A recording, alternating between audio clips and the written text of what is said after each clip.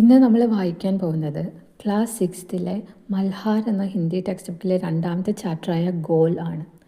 ചാപ്റ്ററിലോട്ട് കടക്കുന്നതിന് മുമ്പ് നമുക്കിതിൻ്റെ ലേഖകനെ പരിചയപ്പെടാം. लेखक से परिचय. यदि कोई खिलाड़ी अपनी आत्मकथा का नाम गोल रखे तो इस नाम को पढ़कर इतना तो तुरंत समझ में आ जाता है कि उसे खेल से कितना प्यार रहा होगा. ഏതെങ്കിലും ഒരു സ്പോർട്സ് താരം അദ്ദേഹത്തിൻ്റെ ആത്മകഥയ്ക്ക് ഗോൾ എന്ന പേരിടുമ്പോൾ തന്നെ നമുക്ക് മനസ്സിലാവും, അത് കേൾക്കുമ്പോൾ തന്നെ നമുക്ക് വേഗം മനസ്സിലാകും അദ്ദേഹത്തിന് അദ്ദേഹത്തിൻ്റെ സ്പോർട്സിനോട് എന്തോരം സ്നേഹമുണ്ട് എന്ന്. जी हाँ, वे अमर खिलाड़ी है हॉकी के जादूगर कहे जाने वाले മേജർ ധ്യാൻചന്ദ്. ഇതിൽ പറയുന്ന സ്പോർട്സ് പ്ലെയർ ആരാന്ന് വെച്ച് കഴിഞ്ഞാൽ ഹോക്കിയുടെ ജാദൂഗർ എന്ന് അറിയപ്പെടുന്ന മേജർ ധ്യാൻചന്ദാണ്. അദ്ദേഹമാണ് അദ്ദേഹത്തിൻ്റെ ആത്മകഥയ്ക്ക് ഗോൾ എന്ന പേരിട്ടത്. इतने महान कि भारत उनके जन्मदिन को राष्ट्रीय खेल दिवस के रूप में मनाता है, जिससे लाखों भारतवासी उनके जीवन से प्रेरणा ले सके. ഭാരതത്തിലെ ബാക്കി എല്ലാവരും അദ്ദേഹത്തിൻ്റെ ജീവിതത്തിൽ നിന്ന് പ്രേരണ കൊള്ളാൻ വേണ്ടിയിട്ടാണ് നമ്മളുടെ രാജ്യം അദ്ദേഹത്തിൻ്റെ ജന്മദിനത്തിനെ Rashtriya Khel Divas national sports day ആയിട്ട് ആചരിക്കുന്നത്. ഇത്നി മഹാൻ ഖിലാഡിക്ക് ഭാരത് കെ സർവോच्च ഖേൽ പുരസ്കാർ ഖേൽ രത്ന ഉൻകെ നാം പർ ദിയാ ജാത്ത ഹെ. നമ്മളുടെ ഭാരതത്തിലെ ഏറ്റവും വലിയ ഖേൽ പുരസ്കാർ സ്പോർട്സ് അവാർഡ് അത് ഖേൽ രത്നയാണ്. ഖേൽ രത്ന ഇദ്ദേഹത്തിൻ്റെ പേരിലാണ് കൊടുക്കുന്നത്, അവാർഡ് കൊടുക്കുന്നത് എപ്പോഴും. ഇനി നമുക്ക് പാഠത്തിലോട്ട് കിടക്കാം. गोल. इस पाठ के नाम पढ़कर आपके मन में कुछ गोल वस्तुओं को नाम या चित्र उभरे होंगे. गोल चंद, गोल गेंद, गोल रोटी, गोल चंद्रमा आदि. ഈ പാഠത്തിൻ്റെ പേര് കേൾക്കുമ്പോൾ റൗണ്ട് ഉരുണ്ടിരിക്കുന്നതെന്ന് കേൾക്കുമ്പോഴത്തേക്കും നമ്മളുടെ മനസ്സിൽ ഉരുണ്ടിരിക്കുന്ന പല സാധനങ്ങളുടെയും ചിത്രവും പേരും ഒക്കെ വന്നിട്ടുണ്ടാവുമല്ലോ. ഉഭരയോഗി എന്ന് വെച്ചാൽ ഇങ്ങനെ പൊന്തി വന്നിട്ടുണ്ടാവുമല്ലോ. ഗോൾ ഗേന്ദ് ഉരുണ്ടിരിക്കുന്ന പന്ത്, ഗോൾ റൊട്ടി, ഗോൾ ചന്ദ്രമ ഉരുണ്ടിരിക്കുന്ന ചന്ദ്രൻ. लेकिन ये पाठ एक विशेष प्रकार के गोल और उसे करने वाले के बारे में है. പക്ഷേ ഈ പാഠം ഒരു പ്രത്യേക തരത്തിലുള്ള ഗോളും അത് ചെയ്യുന്ന ഒരാളെക്കുറിച്ചുമാണ്. ये पाठ एक प्रसिद्ध खिलाड़ी के संस्मरण का एक अंश है. ഈ പാഠം ഒരു പ്രസിദ്ധനായ സ്പോർട്സ് താരത്തിൻ്റെ സംസ്മരണ ഓർമ്മക്കുറിപ്പിൻ്റെ ഒരു ഭാഗമാണ്. ആയിയെ ഇസെ പഠ്തേ ഹെ ഓർ ജാൻതേ ഹെ കി കോൻ തേ വോ പ്രസിദ്ധ ഖിലാഡി. അത് ഏത് പ്രസിദ്ധ ഖിലാഡി, ഏത് പ്രസിദ്ധ സ്പോർട്സ് താരത്തിനെ കുറിച്ചാണ് ഈ പറയുന്നതെന്ന് നമുക്കിത് വായിച്ചുകൊണ്ട് അറിയാം. खेल के मैदान में धक्का मुक्की और नोकझोंक की घटनाएं होती रहती है. നമ്മളുടെ സ്പോർട്സ് കളിക്കുന്ന സമയത്ത് ഗ്രൗണ്ടിൽ ധക്കാമുക്കി ഉന്തും തള്ളും നോക്ചോക്ക് കലഹങ്ങളൊക്കെ എപ്പോഴും ഉണ്ടാകുന്നൊരു കാര്യമാണ്. ഘടനയെ ഹോത്തിരെത്തിയ ഖേൽ മേ തോ യെ സബ് ചൽത്തായി ഹെ. സ്പോർട്സിലിത് എന്തായാലും ഉണ്ടാവുന്നൊരു കാര്യമാണല്ലോ. ജിൻ ദിനോ ഹം ഖേലാ കർത്തേ തേ ഉൻ ദിനോ മേ ബി യെ സബ് ചൽത്താ താ. ഞാൻ കളിച്ചുകൊണ്ടിരുന്ന കാലത്തും ഇതൊക്കെ തന്നെയായിരുന്നു ഉണ്ടായിരുന്നത്. सन 1933 की बात है. 1933 കാര്യമാണ്.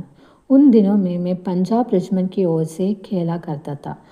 ആ നാളുകളിൽ അദ്ദേഹം പഞ്ചാബ് റെജിമെൻറ്റ് എന്ന ടീമിലായിരുന്നു കളിച്ചുകൊണ്ടുണ്ടായിരുന്നത്. एक दिन पंजाब रेजिमेंट और सेपर्स ആൻഡ് മൈനേഴ്സ് ടീം കെ ബീച്ച് മേ മുക്കാബല ഹോ രഹാ താ.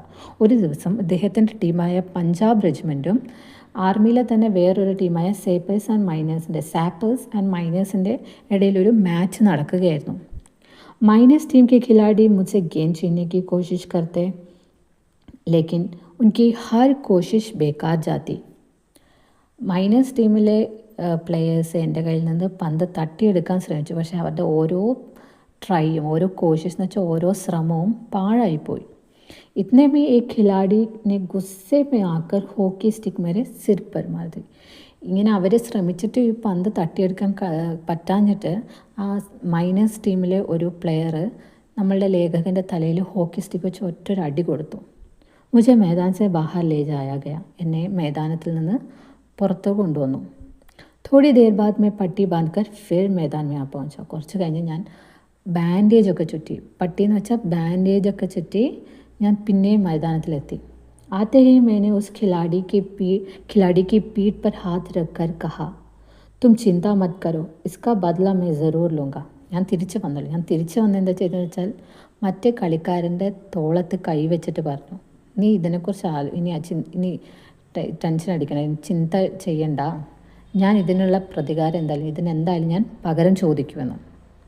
തും ചിന്ത മത് കരോ ഇസ്കാ ബദല മേ ജറൂർ ലൂങ്ക.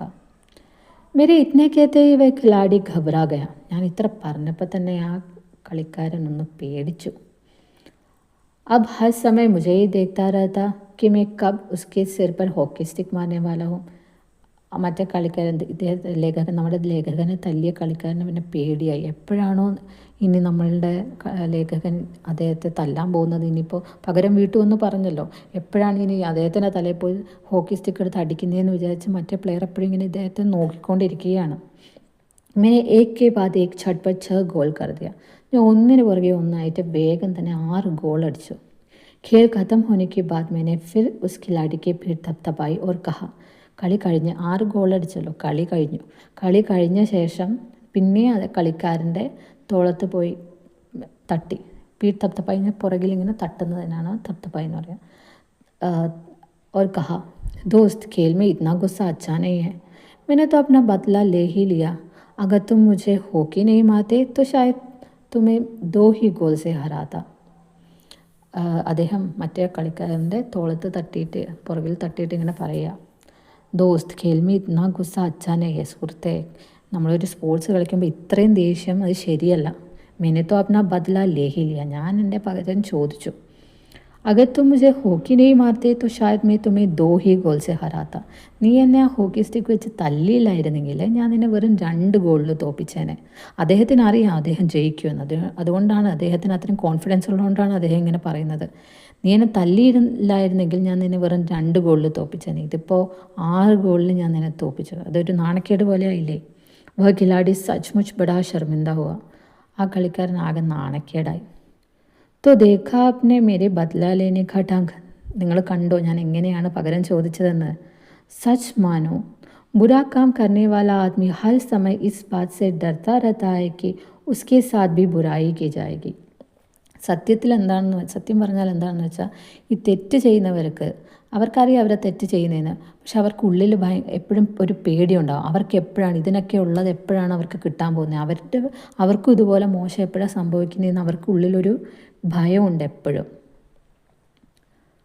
आज मैं जहाँ भी जाता हूँ बच्चे व बूढ़े मुझे घेर लेते हैं और मुझसे मेरी सफलता का राज जानना चाहते हैं. ഞാൻ ഇപ്പോഴും എവിടെ പോയാലും കുട്ടികളും പ്രായമുള്ളവരൊക്കെ എന്നെ ചുറ്റും വരും. ഘേർലെന്ന് വെച്ചാൽ ഇങ്ങനെ ചുറ്റും വന്ന് കൂടുക, തടിച്ചു കൂടുക. അങ്ങനെ എന്നോട് ചോദിക്കും, നിങ്ങളുടെ സക്സസിൻ്റെ രഹസ്യം എന്താണ്, സഫലതാക്ക രാസ് എന്താണെന്ന് അവർക്ക് അറിയാൻ ആഗ്രഹമുണ്ടെന്ന് പറയും. मेरे पास सफलता का कोई गुरुमंत्र तो नहीं है. എൻ്റെ കയ്യിൽ സക്സസ്സിനൊരു പ്രത്യേക മന്ത്രമൊന്നുമില്ല. हर किसी से यही कहता है कि लगन, साधना और खेल भावना ही सफलता के सबसे बड़े मंत्र है.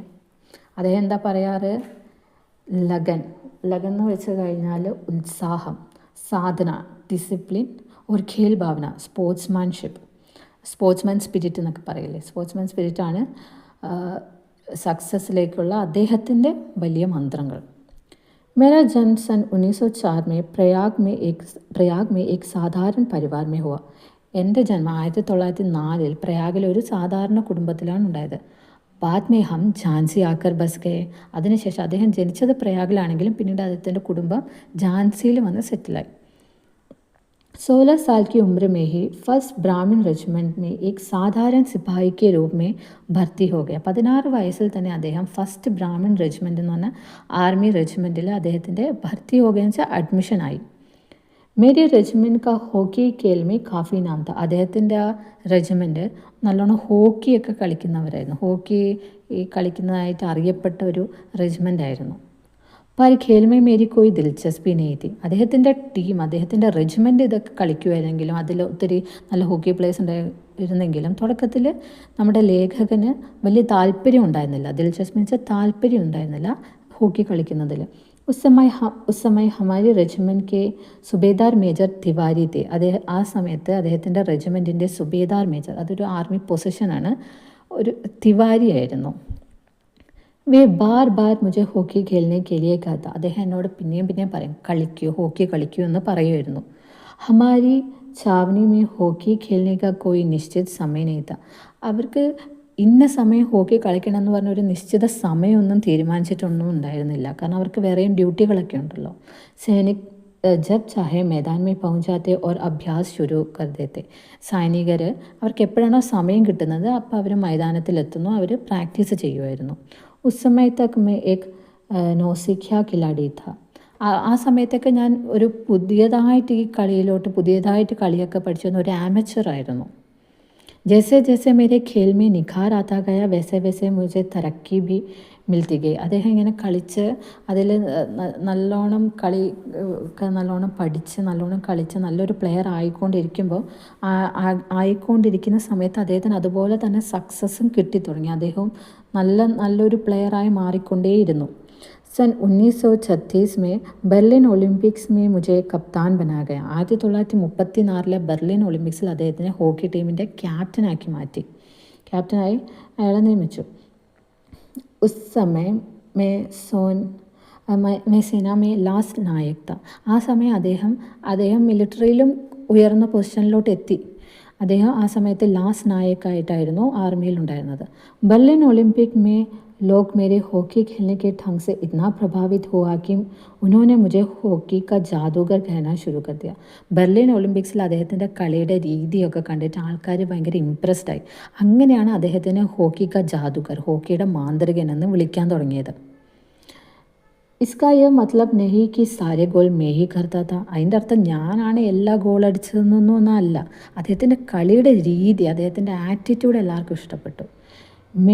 मेरी तो हमेशा यही कोशिश रहती कि मैं गेंद को गोल के पास ले जाकर अपने किसी साथी खिलाड़ी को दे दूँ ताकि उसे गोल करने में ശ്രേയ मिल जाए. അദ്ദേഹത്തിൻ്റെ ഉള്ളിലെന്താ, അദ്ദേഹത്തിൻ്റെ മനസ്സിലെന്താ പ്ലാൻ എന്ന് വെച്ച് കഴിഞ്ഞാൽ എങ്ങനെയെങ്കിലും ഞാൻ ഈ ഗോളിൻ്റെ അടുത്തെത്തിയിട്ട് അദ്ദേഹത്തിൻ്റെ കൂടെ കളിക്കുന്ന വേറൊരു പ്ലെയറിന് ഇത് കൊടുക്കുക. അതാവുമ്പോഴത്തേക്ക് അയാൾക്ക് ഗോൾ അടിക്കാൻ എളുപ്പമാകുമല്ലോ എന്ന് വെച്ച് മറ്റുള്ളവരെ സഹായിക്കുക, നല്ലൊരു ടീം പ്ലെയർ ആകുക എന്നതാണ് നമ്മളുടെ ലേഖകൻ്റെ മനസ്സിലുള്ളത്. अपनी इसी खेल भावना के कारण मैंने दुनिया के खेल प्रेमियों का दिल जीत लिया. എൻ്റെ ഈ ആറ്റിറ്റ്യൂഡ് കൊണ്ടാണ് ലോകത്തുള്ള എല്ലാ സ്പോർട്സിനെ ഇഷ്ടപ്പെടുന്നവരും എന്നെ ഇഷ്ടപ്പെടാൻ തുടങ്ങിയത്. ദിൽ ജീത്ത് എന്ന് വെച്ചാൽ അവർക്ക് നമ്മളുടെ മനസ്സ് കീഴടക്കുക എന്ന് പറയില്ല, അതാണ് ദിൽ ജീത്ത്. ബെർലിൻ ഒളിമ്പിക്സ് മേ हमें स्वर्ण पदक मिला. ബെർലിൻ ഒളിമ്പിക്സിൽ അവർക്ക് ഗോൾഡ് മെഡൽ കിട്ടി. खेलते समय मैं हमेशा इस बात का ध्यान रखता था कि हार या जीत मेरी नहीं बल्कि पूरे देश की है. കളിക്കുന്ന സമയത്ത് ഞാൻ എപ്പോഴും മനസ്സിൽ വെക്കുന്ന ഒരു കാര്യമുണ്ട്, ജയമാണെങ്കിലും തോൽവിയാണെങ്കിലും അതെൻ്റെ മാത്രമല്ല, അതെൻ്റെ ഫുൾ ദേശത്തിൻ്റെയാണ്. അതുകൊണ്ട് ദേശത്തിന് വേണ്ടി കളിക്കുമ്പോഴത്തേക്ക് അത്രത്തോളം ആത്മാർത്ഥതയോടെ അദ്ദേഹം കളിക്കുമായിരുന്നു. ഇതെഴുതിയത് മേജർ ധ്യാൻചന്ദാണ്.